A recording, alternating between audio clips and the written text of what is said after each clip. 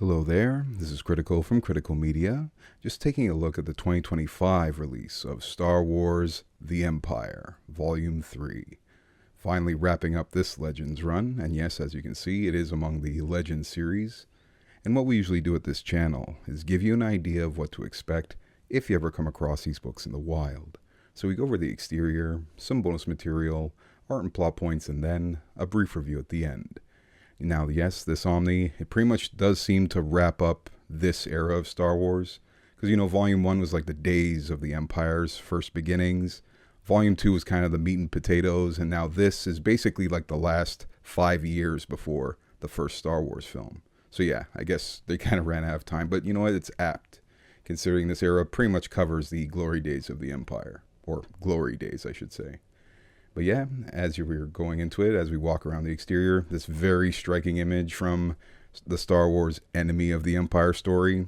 And as you're kind of getting a hint of, yes, this is a very Boba Fett-centric omnibus. So if you're a fan of the character, I'll say this right away. This has a lot of your great stories. The reason why you remember Boba Fett to be such an awesome character, pretty much a lot of the content in this book is what you remember. But yes, as we kind of walk around it, it does follow suit with the other Empire Omnis where it has the red text. So at least they'll line up very well on your shelf. And very true to course, or par for course, a very similar design to the others. So yeah, at least there's that consistency throughout all three. So definitely appreciate that. It is, I'd say, yeah, it's a pretty standard sized Omni. So it's just over 1,000, I believe. So it's not too crazy on the size, and you won't have to worry about the eye or anything like that. It won't really budge in too much. But anywho, underneath the dust jacket here, a pretty awesome composite image here. Or should I say a nice set of panel designs. So yeah, again, kind of just really bringing it home that this is going to be a very Boba Fett-centric book. He gets a lot of credit on it, as you can kind of see here. Pretty awesome, and to be honest, very fitting. Like, am I the biggest Boba Fett fan? I'd say this. I respect him just as much as any other Star Wars character. I'm a huge Star Wars enthusiast as it is, so yeah, I guess I'll always be intrigued by the character. Personally, Han Solo's my favorite. But hey, I guess it goes hand in hand, right? But another beautiful thing about this book is the way that, as usual, Marvel, I'll say this about every Legends book so far, the way they've mapped these books is incredible. They've done it by this story rather than by the publication. So even some characters like, for instance, Moff Trakta, he was in the first volume, but his actual origin is from this book, from this particular story here.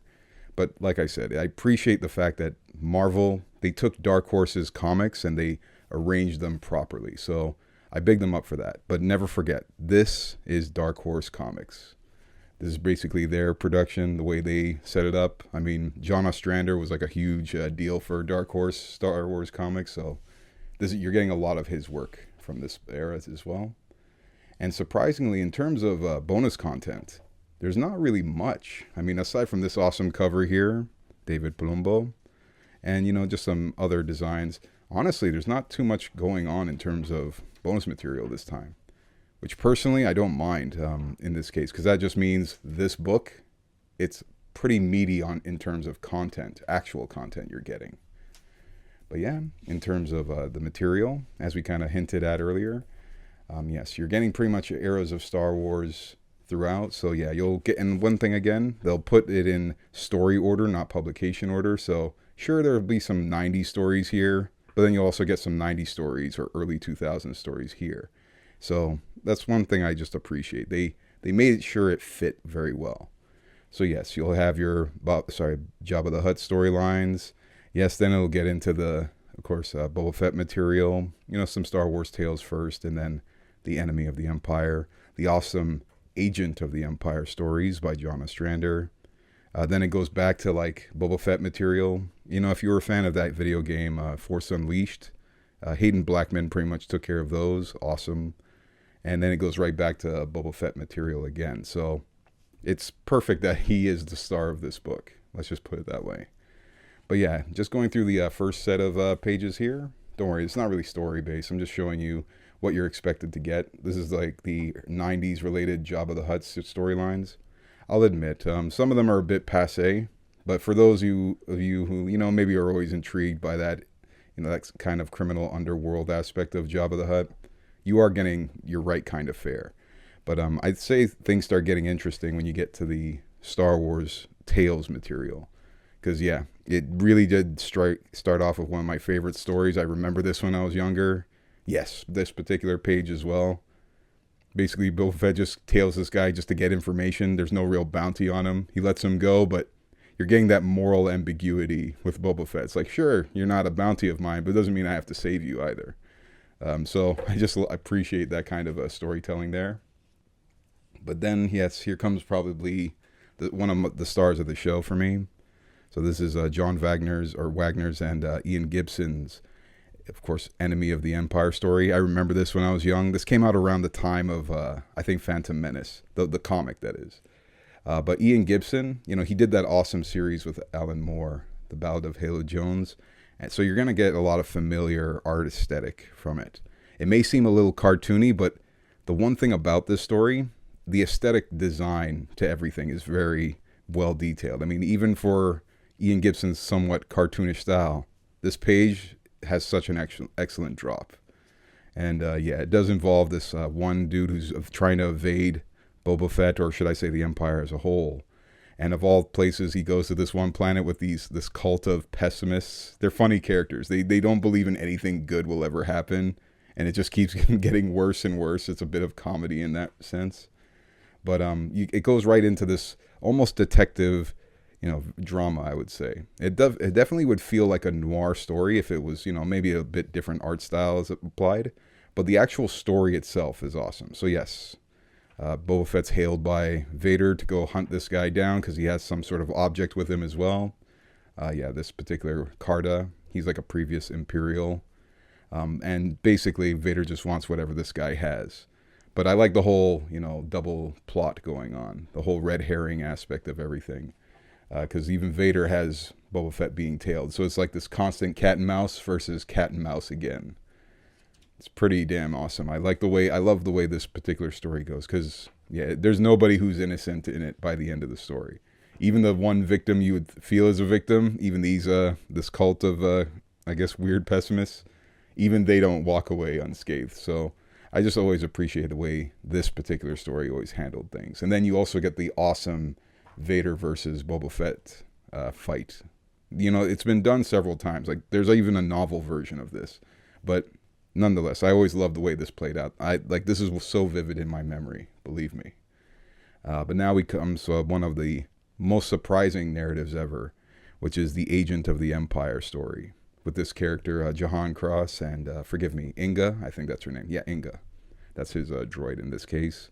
So as the name suggests, it's kind of like an espionage kind of narrative here. And go figure, it's John Ostrander. So he went full on James Bond when it came to designing this character and the narrative. Because that's exactly how this plays. You can't help but like this character, even though, sure, he may work for the Empire, but he's still doing his job. Like, he doesn't really care about like what the Empire's truly doing in the background. He's just about doing his missions.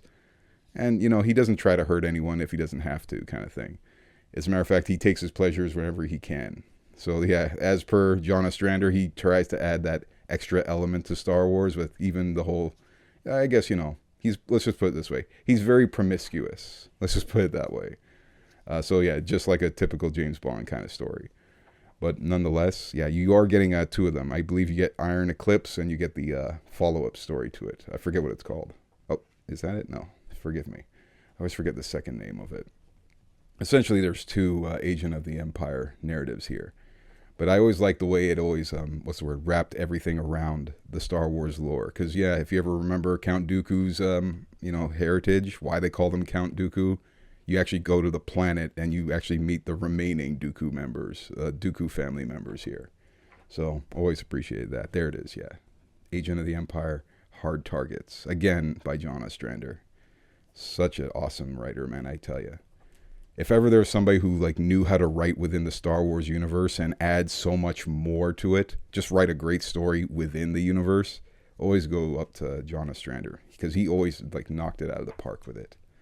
But as mentioned, we go right back into, I guess, more Boba Fett related material with, of course, The Force Unleashed. Sure, yeah, it is based on that video game.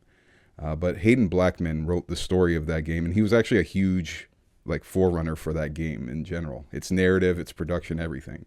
And the one thing about Haden Blackman, he already had a Star Wars background. He was already writing for Star Wars as it is from the early 2000s.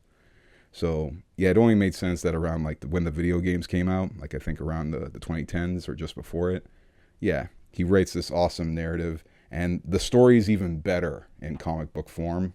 It's surprising because the game was very convincing too. But yeah, you get a lot of these small nuances, and after all, it's the same writer. If anything, you're just getting more detail of the story. So definitely appreciate it, and I definitely love the way the art aesthetic goes for it. And you not only get the first Force Unleashed, but you get the second Force Unleashed, and that's where Boba Fett more so takes a bigger stand in the story. But yeah, very impressive work. I've always been surprised with just that overall narrative. Because Boba Fett kind of comes off as a realist. He's not a hero or a villain. He's just there to do his job as usual. And I've always loved his approach to any sort of mission he had to do. So, super awesome. I love how consistent this character is. And yeah, before we jump on, the whole Disney Book of Boba Fett, to be honest, Disney didn't fall too far off the track. There was actually a storyline like that in the comics. But that's all besides the point. Now we get the awesome Tom Taylor runs here. So Tom Taylor did, I believe, a few stories. He did this Django and Boba Fett, and then Blood Ties, and I could be wrong. I think he also did the Boba Fett is Dead story. But Chris Scalf, who's the artist here, you can kind of see he went with a photorealistic style to it. Super awesome to see. And yeah, as the story's kind of hinting, you're wondering if there's more, I guess, more family members related to Boba Fett, not just all the other clones, but maybe even other blood ties to him. So definitely appreciate that. Even this character Dakeen, awesome. Always love the way that played out. Man, that story is it's very much underrated, I would say, because a lot of people should talk about that one a bit more. And then lastly, at least a story that I love the way they mapped this book, this particular tale. This is the Star Wars Betrayal run from the early 2000s. What I love is, once again, this is where that one character, Trakta, made his debut. Moff Trakta. There he is there. I love this character so much. He was always around anytime I would read Star Wars comics or novels. And, this was his origin story. Even Haden Blackman reuses this character almost 10 years later that you actually saw in Volume 1. Super awesome. And once again, I just appreciate the way that this narrative goes about. Yeah, basically it's a coup, go figure. A bunch of Moffs want to take down the Emperor. I think you know where that narrative goes if this takes place before the first Star Wars film. But nonetheless, it's pretty damn impressive nonetheless. I can only thoroughly say this. All three of the Star Wars Empire volumes, they're all bangers. It's one of the few Star Wars, I guess, Omni collections that are strong all throughout. I personally don't feel like Rebellion is that strong throughout, but the Empire and so far the New Republic, those are the two omnibus runs that are worthy of picking up every single one of the series. And that's pretty much my review of it right there. Because in all honesty, I would suggest highly to pick this one up. But hey, as usual, this is just my 2 cents on it. Maybe you guys can, of course, flip through it yourselves before considering a buy. But yeah, as I mentioned, if you want my recommendation, definitely pick it up. But anywho, that's just me for now, and hopefully you guys got some comments down below, and I wouldn't mind reading them as always. Y'all folks take care, and enjoy the rest of your day.